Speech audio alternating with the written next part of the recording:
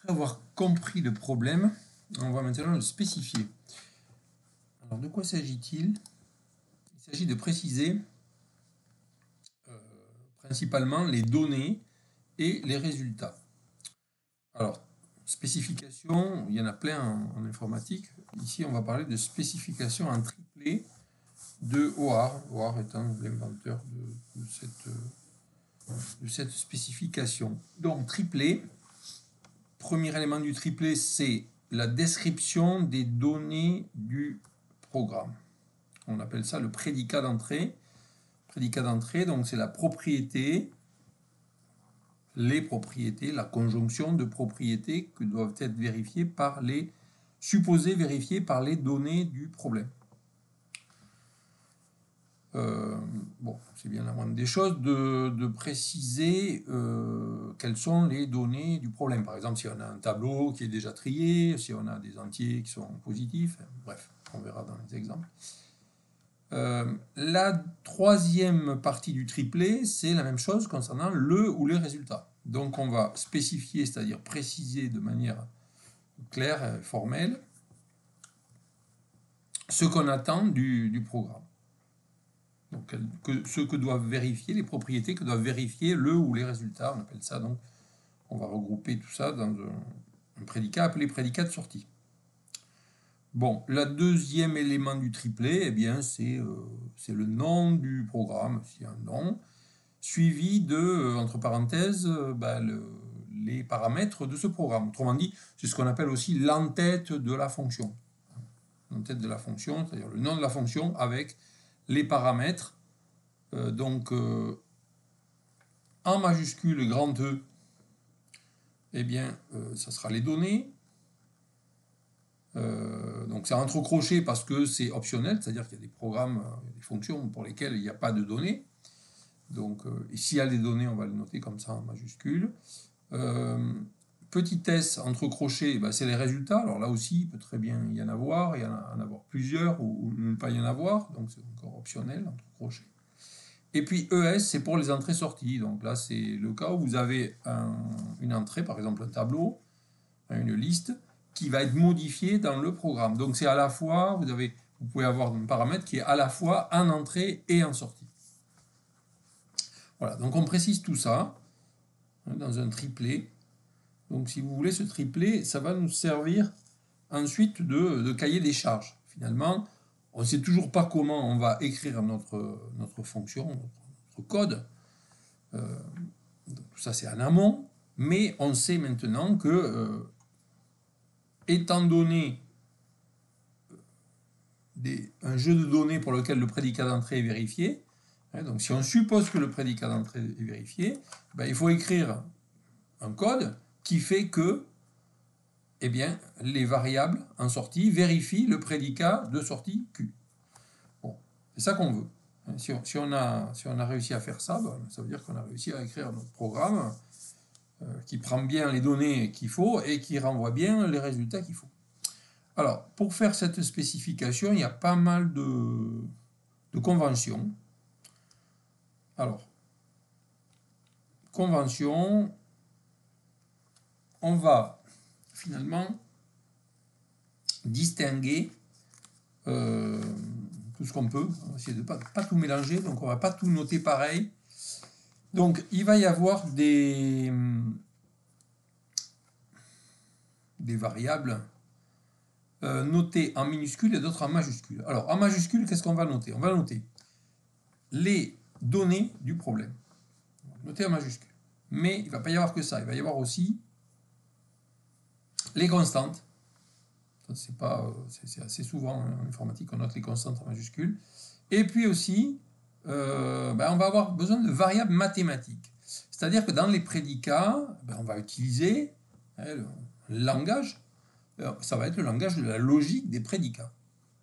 Donc, il va y avoir des quantificateurs. Et quand il y a un quantificateur, vous savez que derrière, il y a une variable qui est liée. Bon, mais ces variables, on va toujours les noter en majuscules. En fait, ces variables, ce n'est pas des variables qu'on va retrouver dans le programme. C'est des variables qui sont là juste pour nous dire, pour spécifier le programme. Donc, pour nous dire tel prédicat est vérifié. Donc, par exemple, un quantificateur universel, quel que soit grand I, quantificateur existentiel, il existe grand I, et puis il y aura un troisième quantificateur qui est noté nu, que vous n'avez sans doute encore jamais rencontré, nu I. Alors ça veut dire quoi ce truc-là? Ben, ça veut dire, c'est un quantificateur qui est destiné à compter des objets. Nu I, c'est l'ensemble des I, le nombre de I qui vérifie, I appartient à E, et I vérifie la propriété P. Donc tout ça, c'est en majuscule. En minuscule, qu'est-ce qu'on va trouver? Pas grand-chose. On va trouver simplement les variables vraiment du programme. Donc en particulier, les résultats de notre programme. Bon, en général, les résultats, on les calcule dans une variable. Ça sera noté en minuscule. Voilà. Donc attention, distinction entre majuscule et minuscule, qui est assez importante. On pourra utiliser ce qu'on appelle un multi-ensemble. Alors, un multi-ensemble, c'est quoi? C'est un ensemble, mais avec des répétitions qui sont possibles. Tout ça parce que, quelquefois, on a besoin de tenir compte de multiples occurrences d'une même valeur. Donc, multiples occurrences d'une même valeur, ben, ce n'est pas le cas dans un ensemble classique.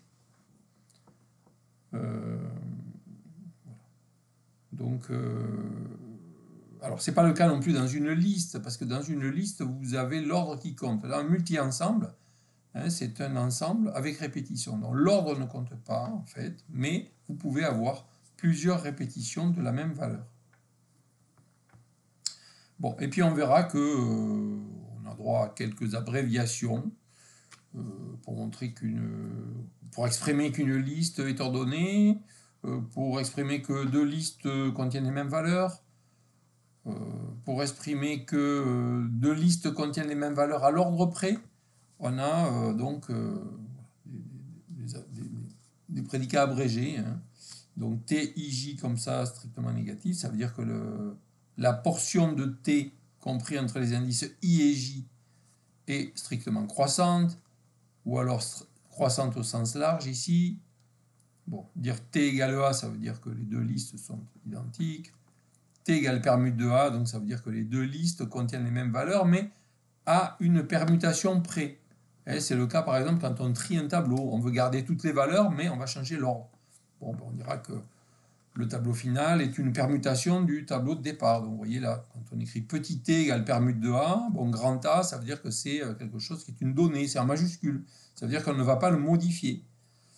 C'est une donnée, une constante, si vous voulez, c'est notre tableau de départ. Et petit t, lui, c'est le résultat. Donc, c'est grand A qui aura été ordonné, par exemple. Ça sera bien une permutation des valeurs de grand A. Donc voilà les notations, les conventions. Alors, on peut, avant d'attaquer les exemples, donc vous avez, dernière chose, on va noter, encore une dernière notation, quand on a une liste de nombres, pour calculer la somme, pour spécifier la somme, bon, on va noter sigma de grand I égale à A, de grand I égale à AB, ça sera la somme T de A, plus, etc., jusqu'à plus T de B inclus. Alors, le cas particulier où vous partez d'un indice A jusqu'à un indice B qui est inférieur, bon, ça veut dire qu'il n'y a aucun indice, quoi. Donc, la somme, par défaut, elle est égale à 0. La somme, elle existe, mais on dira qu'elle est nulle. On ne va pas s'embêter à chaque fois à repréciser ça. Donc, c'est fait une bonne fois pour toutes. Voilà. Alors, avant de faire les exemples qui suivent, juste quelques petites spécifications. Voilà. Pas encore des spécifications, mais comment on peut traduire certaines propriétés. Donc, par exemple, on va prendre juste une liste comme ça. Une liste avec liste de nombres réels. Et puis, on va prendre grand N, qui est inférieur à l'un de L. Alors, puis on va traduire des phrases simples. Par exemple, on va traduire que L ne contient que les valeurs, ne contient que les valeurs 0 et 1 entre les indices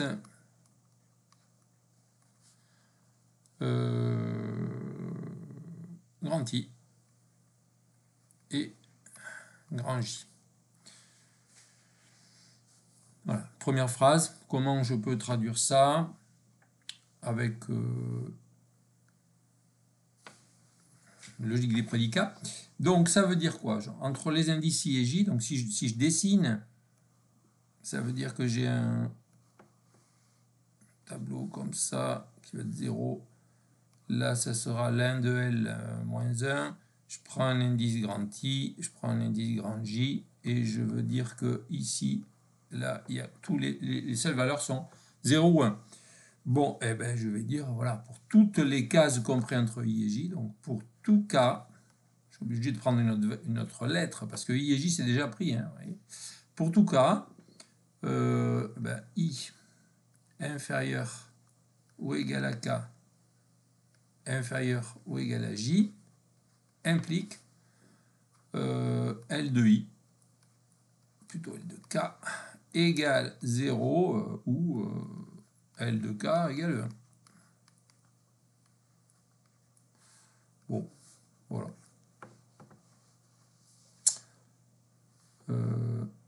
Autre exemple, donc toujours pas. Alors, L.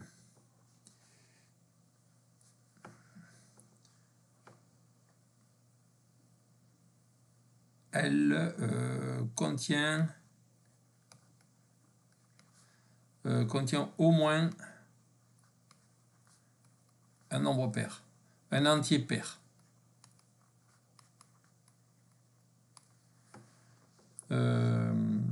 Entre les indices 0 et n. Bon, là ça sera, si on tient au moins un nombre pair, ça sera il existe. Ça veut dire qu'il existe au moins une case. Donc là je l'appelle grand I. Hein. Il existe une case grand I. Cette case, elle est comprise entre I et n. Et L de I. Alors, L de I, on va dire, bon, il faut que ce soit un entier, hein, a priori c'est pas un entier, puisque L c'est une liste de règles, dont L de I appartient à n, et L de I pour 102 égale 0. Bon, voilà. On va mettre des parenthèses. Et puis un petit dernier, là, pour juste illustrer le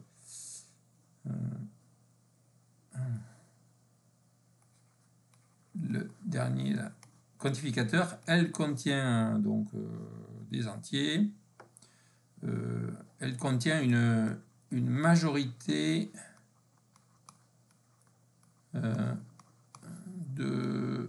d'entiers pairs.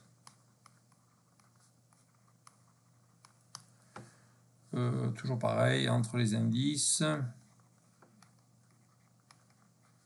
0 et n. Alors, ben, si on veut spécifier ça, ça veut dire que il faut compter, il faut qu'on connaisse le nombre d'entiers pairs entre les indices 0 et n. Alors, le nombre d'entiers pairs, ça va être, finalement, on va compter des cases. On va compter des cases, donc nu de grand I, avec donc 0 I n, et pareil, il faut que ce soit des entiers pairs, donc L de I appartient à n, ou Z d'ailleurs, hein, peu importe, et L de I pour 102 égale 0. Bon, voilà, ça c'est ce truc-là, ça c'est le nombre des entiers pairs. Donc ce truc-là, ça, ben, si je veux qu'il y ait une majorité, ben, il faut que ce soit supérieur, alors strict ou pas, on peut discuter, hein, au nombre de valeurs globales. Donc là, il y a bon, des valeurs, il y en a n plus 1, hein, donc ce serait n plus 1 divisé par 2, chose comme ça. Bon, donc voilà 3 exemples de ce que ça peut donner. Donc on va continuer avec les exercices proposés dans la feuille de cours qui suivent, qui sont là. Donc suite dans la prochaine vidéo.